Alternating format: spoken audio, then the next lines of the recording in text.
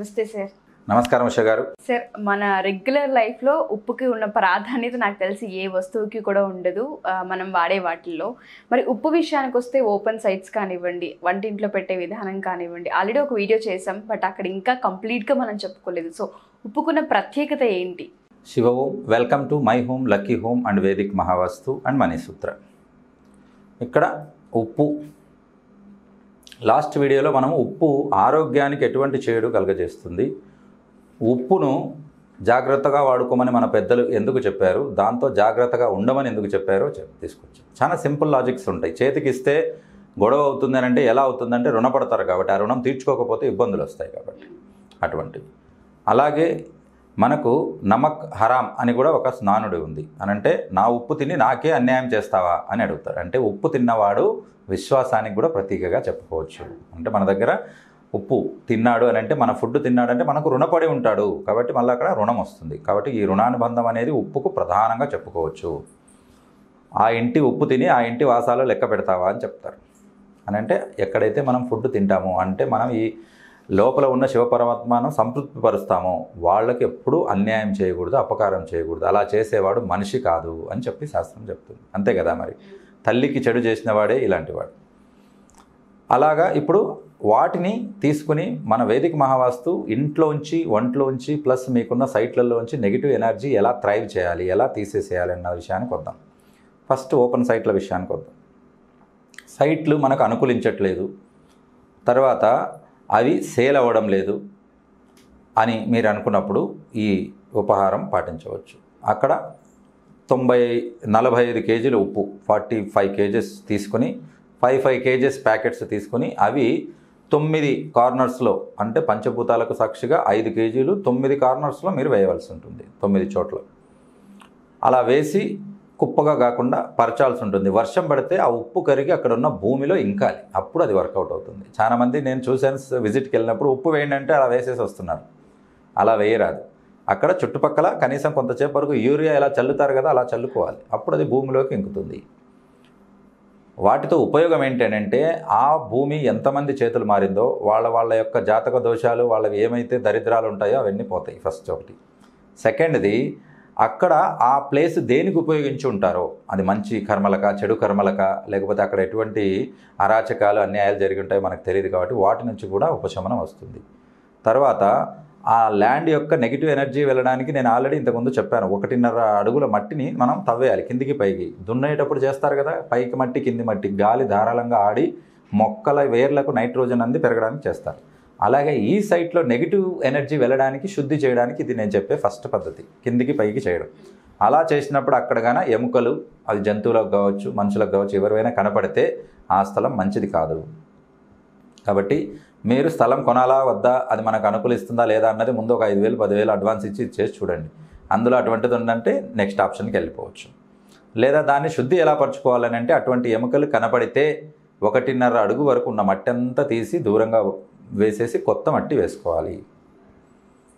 కాబట్టి ఇది టెక్నిక్ పాటించాలి. ప్లస్ నేను చెప్పిన ఈ 45 కేజీల ఉప్పు 9 కార్నర్లలో, 9 మూలల్లో, ఒక్కొక్క మూలలో 5 కేజీల ఉప్పు వేసేయాలి. వాటిని కూడా పరచాలి కుప్పగా పోయకుండా. రైట్, ఇది సైట్లకు వచ్చింది అన్నట్టు. నెక్స్ట్ వస్తే ఇంటి విషయానికి వద్దాం. ప్రాక్టికల్గా ఎంతోమంది ఈ టెక్నిక్ వాడుకుని సక్సెస్ అయ్యారు. మీరు కూడా వాడుకుని సక్సెస్ అవ్వండి. వేదిక మహావాస్తు ఇచ్చే ఒక మంచి బహుమతి టిప్ అనుకోండి ఇది. ఇళ్ళు చాలా రోజుల నుంచి బాడుగలకు వెళ్ళట్లేదా, అంటే రెంట్కు పోకుండా ఖాళీగా ఉందా, వాటి మెయింటెనెన్స్ కట్టి మీరు ఇబ్బంది పడుతున్నారా, బాడుగలకు వెళ్ళాలంటే, సేల్ అవ్వాలంటే కూడా ఆ ఇంట్లో 45 కేజీల ఉప్పు తీసుకుని ఒక్కొక్క రూమ్లో 2 మూలలకి 5 కేజీల ఉప్పు, ఎక్కడ పెట్టినా 5 కేజీస్ పెట్టుకోవాలి. 9 ప్లేసెస్ సెలెక్ట్ చేయండి. అన్ని చోట్ల అది పెట్టవలసి ఉంటుంది, ఇంక్లూడింగ్ బాత్రూమ్, టాయిలెట్స్ కూడా వాటికి దగ్గరలో కూడా పెట్టండి. కానీ డైరెక్ట్గా దాని ఫ్లష్లో పోయకూడదు. ఎప్పటికీ కూడా అది జాగ్రత్త పడాలి.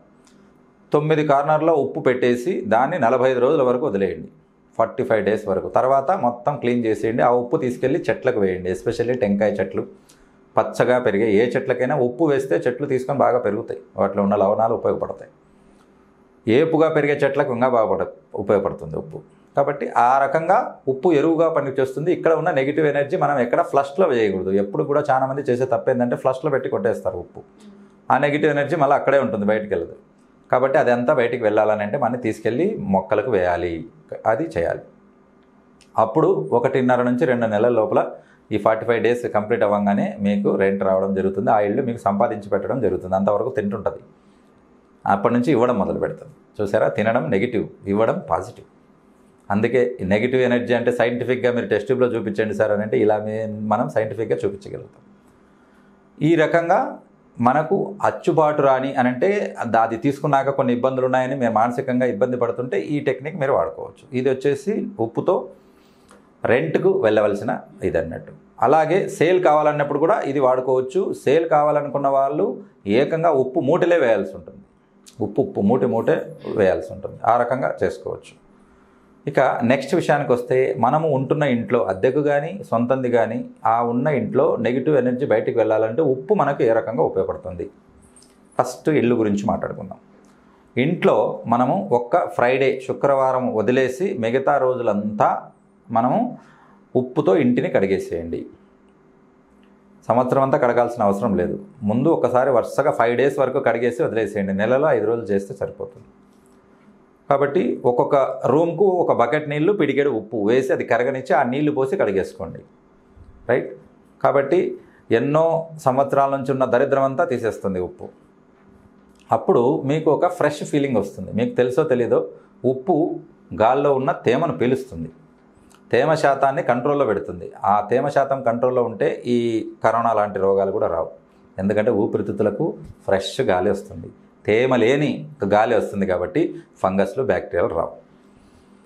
ఈ ఉప్పుకు లాస్ట్ టైం చెప్పుకున్నట్లు హాలోజన్ థెరపీ అని చెప్పుకున్నాం కదా, అందులో ఉప్పు యాంటీ బ్యాక్టీరియల్గా, యాంటీ ఫంగల్గా, యాంటీ వైరల్గా ప్లస్ యాంటీ ఇన్ఫ్లమేటరీగా కూడా ఉపయోగపడుతుంది. ఉప్పు తింటే లోపల కీళ్ళ వాపు వస్తుందన్నాం. అదే ఉప్పు బయట నుంచి మీరు స్నానం చేస్తే వాపు తగ్గుతుంది. మీరు గమనించారో లేదో, చాలామంది కాళ్ళు వాపులు వస్తే ఏం చేస్తారు, బకెట్ నిండా నీళ్ళు, వేడి నీళ్ళు అంటే గోరువెచ్చని నీళ్ళు పోసుకుని అందులో ఉప్పు వేసుకొని కాళ్ళు పెడతారు, తగ్గిపోతాయి వాపులు. చూసారా, ఆ రకంగా కాళ్ళల్లో మొత్తం వాపునంతా తగ్గిస్తుంది. కాబట్టి యాంటీ ఇన్ఫ్లమేటరీ. ఈ కరోనా వచ్చినప్పుడు అందరికీ ముందు నుంచే చాలా మందికి అలవాటు ఉంటుంది. రాత్రిపూట గొంతు నొప్పి కానీ ఏదైనా ఉంటే ఏం చేస్తారు, ఒక ఉప్పు గల్ల ఒక లవంగా నోట్లో పెట్టుకొని పడుకుంటారు. కాబట్టి ఉప్పు గొంతులోకి వైరస్ను పోకుండా కూడా ఆపుతుంది. ఉప్పులతో గార్గిలింగ్ కూడా చేయవచ్చు, పుక్కలించవచ్చు, పుక్కుటి పట్టవచ్చు, తల పైకి అనేసి ఇక్కడ వరకు గరగర అని చెప్పేసి తీసేయచ్చు అన్నట్టు. అంటే అక్కడ ఉన్న క్రిములను కూడా నాశనం చేస్తుంది. ఇవన్నీ విషయాలు మైక్రోస్కోప్ లేని కాలంలోనే మన వాళ్ళు కనుక్కున్నారు. వాళ్ళకి తెలియదా ఇది అని అంటే అన్నీ తెలుసు, కానీ వాళ్ళు మనోనేత్రంతో చూడగలిగారు. మనం మైక్రోస్కోప్తో చూస్తున్నాం, తేడా అంతే. వాళ్ళు యోగా చేసి వాళ్ళ యొక్క విద్యను పెంచుకుని మనోనేత్రంతో ఇవన్నీ చూసి చెప్పగలిగారు, రాయగలిగారు, మనకి ఇవ్వగలిగారు. మనం వాళ్ళ మీద డౌట్ పడి, ఋషులు అంటే nothing but science or scientists, అది ఎవరికి తెలియట్లేదు. సైంట్స్ ఎవరైతే మన గురువులు ఉన్నారో వాళ్ళందరూ సైంటిస్టులే. పుష్పక విమానం అది ఎక్కడుంది ప్రూఫ్, ఇప్పుడు లేదనంటే అప్పట్లో తిరిగారు. పుష్పక విమానం అని అంటే ఇప్పుడున్న మాదిరి విమానం మాదిరి అప్పుడు పెద్ద పెద్ద పక్షులను, జటాయువు అని చెప్పి రాసుకున్నాం కదా, పెద్ద పక్షులనే వాహనాలుగా చేసుకొని తిరిగేవాడు. అంటే మనుషులు కూడా పక్షుల మీద కూర్చొని ఇంకో చోటు నుంచి ఇంకో జంగా, అది పుష్పక విమానం కాకపోతే ఇంకేమవుతుంది. మనం ఏమని చెప్పుకున్నాం, శ్రీ మహావిష్ణుకు గరుడ వాహనం అన్నాం. గరుడ అంటే ఏంటి, గద్ద. ఒక్కొక్కటి ఎంత ఉంటుంది, ఇంత ఉంటుంది పెద్దగా. అప్పుడు పెద్దగా ఉన్న దాటిలో మనుషులు కూడా తిరిగేవాళ్ళని చెప్పడం. ఈ రకంగా ఉప్పును ఇంట్లోంచి నెగిటివ్ ఎనర్జీ బయటికి వెళ్ళడానికి ఇంటిని మొత్తం క్లీన్ చేయడం ఒక పద్ధతి. అలాగే టేబుల్ మీద ఉప్పును పెట్టుకోకుండా అవసరం ఉన్నప్పుడు మాత్రమే తెచ్చి పెట్టుకోవడం. ఎప్పుడూ ఉప్పు ఎదురుగా కనపడకుండా పెట్టుకోరాదు. లాజిక్ ఏంటి దీంట్లో సైంటిఫిక్ అని అంటే, కనపడితే వేసుకుంటాం, వేసుకుంటే ఒంట్లోకి వెళ్ళిపోతుంది. ఒబేసిటీ పెరగడానికి కూడా ఉప్పు కారణం. బరువు ఎక్కువగా పెరుగుతున్నారని అంటే ఉప్పు కారణం. ఉప్పు ఎలా కారణం అవుతుందని అంటే, శరీరంలో నీటిని నిల్వ ఉండేలా చేస్తుంది ఉప్పు, బయటికి వెళ్ళనివ్వదు.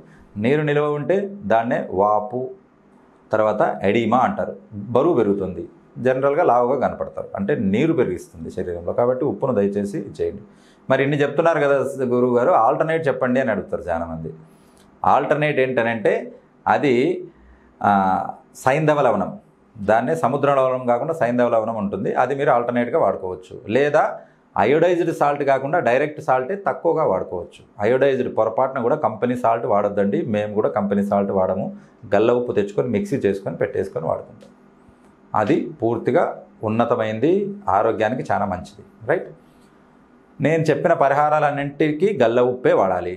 సన్న ఉప్పు వాడితే పని చేయదు. ఎందుకంటే అది కెమికల్ ప్రాసెస్, అది కెమికల్తో ప్రాసెస్ అయ్యి తెల్లగా తలతల్లాడిస్తారు, దాని ఉప్పు గుణం అంతా వెళ్ళిపోయి ఉంటుంది. ఇది ఇంటిని నెగిటివ్ ఎనర్జీగా మార్చుకోవడానికి. అలాగే గ్లాస్ బౌల్స్లో అని అంటే ట్రాన్స్పరెంట్గా ఉన్న బౌల్స్ దొరుకుతాయి, గాజుదే తీసుకోవాలి, ప్లాస్టిక్వి పని చేయవు.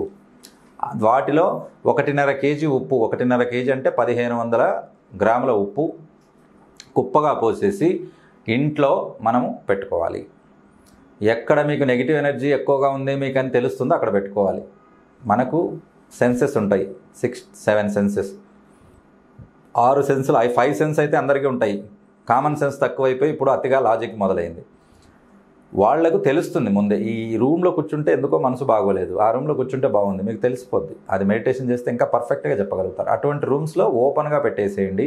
కరెక్ట్ 45 డేస్ పెట్టేసి తీసేసి దాన్ని చెట్లకు వేయండి. ఫ్లష్ కొట్టొద్దండి, కాలువలో పోయొద్దు, అది తప్పు. కాబట్టి ఈ రకంగా కూడా వాడుకోవచ్చు. దీంతో హెల్త్ బెనిఫిట్స్, వెల్త్ బెనిఫిట్స్ రెండు ఉంటాయి. డబ్బులు ఎక్కువగా ఖర్చు కావు, తర్వాత ఇంట్లో నెగిటివ్ ఎనర్జీ వెళ్తుంది. నెగిటివ్ పోయిందనంటే నెక్స్ట్ పాజిటివ్ వస్తుంది. దరిద్రం పోతానే శ్రీ మహాలక్ష్మి రెడీగా ఉంటుంది రావడానికి. ముందు దరిద్రం పోగొట్టుకోవాలి కదా నువ్వు, ఆ రకంగా. అలాగే సంపాదించిన సొమ్ము నిలబడట్లేదు అంటే దానికి ఉప్పు ఏం చెప్తుందని అంటే, తీసుకొచ్చిన సొమ్ము అంటే చాలామంది ఘోరమైందంటే ₹1,00,000 శాలరీ వస్తుంది. ₹1,00,000 శాలరీ అలా పడగానే టకటకటక అన్నికి ఈఎంఐ కొట్టి 5,000 ఇంటికి తీసుకొస్తాడు. అది తప్పు. ఇప్పుడంతా ఆన్లైన్ అయిపోయింది కదా, అది తప్పు. కనీసము 50,000 అన్న, ₹1,00,000 అయితే 50,000 అన్న, వీలైతే 1,00,000 ఇంటికి తీసుకొచ్చి దేవుని గూట్లో కానీ లేకపోతే బయట కానీ మనం ఉప్పు మీద ఆ డబ్బు పెట్టేసేయండి. ఒక రోజంతా ఉండనివ్వండి, 24 hours let the money be on salt. కాబట్టి దాని మీద ఉండనివ్వండి, తర్వాత వాడుకోండి, ఖర్చులు తగ్గిపోతాయి. అది ఎలా అని అంటే దీనికి కూడా లాజిక్ ఉంది. ఎప్పుడు కూడా మీరు గమనించండి, క్రెడిట్ కార్డు ఇస్తే అట్లా గోకేస్తారు, ఒక టీవీ ఇస్తారు ₹1,00,000.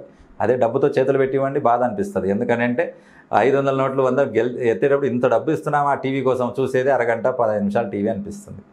అలాగా క్యాష్ ట్రాన్సాక్షన్స్ ఎక్కువగా చేస్తే డబ్బు మిగులుతుంది, తెలుస్తుంది. ఆన్లైన్ ట్రాన్సాక్షన్ చేస్తే 1,00,000 కాదు 2,00,000 ఖర్చు అయినా అవ్వదు, లాస్ట్గా బిల్లు వచ్చినప్పుడు తెలుస్తుంది. కానీ అప్పటికి చేతి నుంచి వెళ్ళిపోయింటే లాభం లేదు. క్రెడిట్ కార్డు అప్పులు కట్టుకోవడం తప్ప వేరే దారి ఉండదు. కాబట్టి దానికంటే ముందే తెలుసుకోవాలంటే క్యాష్ ట్రాన్సాక్షన్ చేయాలి. అలాగా తెచ్చుకున్న డబ్బు ఇంట్లో పెట్టుకుంటే ఓహో ఇంత డబ్బు వస్తుంది మనకు ఎందుకు మిగలదని మీకు థాట్ మొదలవుతుంది. అనవసరంగా కూడా వెళ్ళదు. కాబట్టి రోజువారీ సంపాదన చేసే వాళ్ళు ఉంటారు, కిరాణా షాప్స్, పాన్ షాప్స్, రోజు డబ్బు వస్తుంది. వాళ్ళల్లో తీసుకున్నప్పుడు ఎంతోమంది నెగిటివిటీని తీసుకొస్తుంది డబ్బు. వాళ్ళకు కూడా ఇలా పెడితే ఆ నెగిటివిటీ వెళ్ళిపోతుంది, మీకు ఉపయోగపడుతుంది. కాబట్టి ఇతరులకు ఉపయోగపడకుండా మీకు మీ ఫ్యామిలీకి ఉపయోగపడాలంటే కూడా ఈ టెక్నిక్ ఉపయోగపడుతుంది. ఇది రెండో టెక్నిక్. ఇక వంటింటి విషయానికి వద్దాం. వంటింట్లో ఉప్పుకు తీసుకోవాల్సిన జాగ్రత్త ఏంటంటే, ఉప్పు పసుపు రెండు పక్కన పెట్టరాదు. అదేంటి సార్ మీరు పక్కన పెడితే ఏమవుతుందని అంటే, పక్కన పెడితే ఖర్చులు పెరుగుతాయి. ఇప్పుడు పెట్టండి చూద్దాం, పెట్టరు, ధన నష్టం జరుగుతుంది. కాబట్టి ఈ రకంగా ఉప్పు బాగా ఆలోచించి, మనం నెగిటివ్ ఎనర్జీ అని ఇంత చెప్తున్నాం, పసుపులో వచ్చేసి శ్రీ మహాలక్ష్మి ఉంటుంది.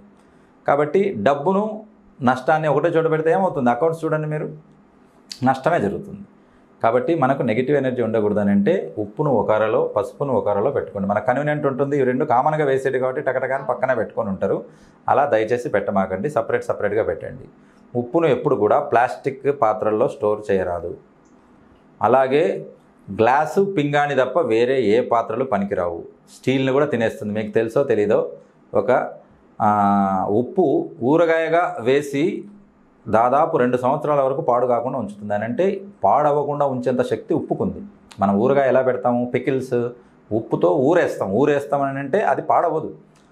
ఎందుకు పాడవదు? Antivirus, anti fungal, anti inflammatory ఇన్ని చెప్పుకున్నాం. ఎక్కడి నుంచి బ్యాక్టీరియా వస్తుంది? ఫంగస్ రాదు, ఏమి రాదు. కాబట్టి ఈ సంవత్సరం దొరికే మామిడి కాయను మనము వచ్చే మామిడి సీజన్ వరకు హ్యాపీగా ఎంజాయ్ చేయగలుగుతాం. అదే బయట పెట్టి చూడండి, సాయంత్రానికే ఫంగస్ పట్టిపోతుంది. మరి ఊరగాయ వేసింది కావట్లేదనంటే కేవలం ఉప్పు ద్వారా అనేది. కాబట్టి దాన్ని నిలువ ఉంచి అంతవరకు ఇస్తుంది. బాగా లాజిక్ అర్థం చేసుకోండి. ఒక మామిడికాయను 1 సంవత్సరం వరకు నిలువ ఉంచగలుగుతుంది. మీ డబ్బును కూడా అలాగే వెళ్లకుండా మీ దగ్గరే ఉంచుకుని దాన్ని వృద్ధిలోకి ఉపయోగిస్తుంది ఉప్పు. కాబట్టి ఇలా చెప్తే మీకు అర్థమవుతుంది లాజిక్, లేకపోతే ఎలా అని క్వశ్చన్ మొదలవుతుంది. కాబట్టి ఈ రకంగా ఉప్పుతో ఎన్నో ఉపయోగాలు. కాబట్టి అందుకే 2 ఎపిసోడ్లు చెప్పాల్సి వచ్చింది. Thank you sir. కాబట్టి ఇలా ఇన్ని ఉపయోగాలున్న ఉప్పును మీరు యూజ్ చేసుకుని ఇంట్లోంచి నెగిటివ్ ఎనర్జీ తీసి ఆ ఇంటిని వేదిక మహావాస్తు టిప్స్తో ధనాకర్షణగా వాడుకోండి. అక్కడ ఉన్న వాళ్ళందరూ సంతోషంగా ఉండండి. Thank you so much sir. End of the day మనుషులందరికీ కావాల్సింది నీడ్ మనీ. సో ఉప్పులో ఇంత మహత్వం ఉందని ఎవరు గుర్తించరు మేబీ. సో ఈ ఎపిసోడ్స్ అండ్ ఇంతకుముందు మనం చేసిన ఎపిసోడ్ చాలా మందికి యూజ్ అవుతుంది. Thank you sir. Thank you so much. Thank you Usha garu. Thank you Suman TV. Thank you viewers. Shiva Om.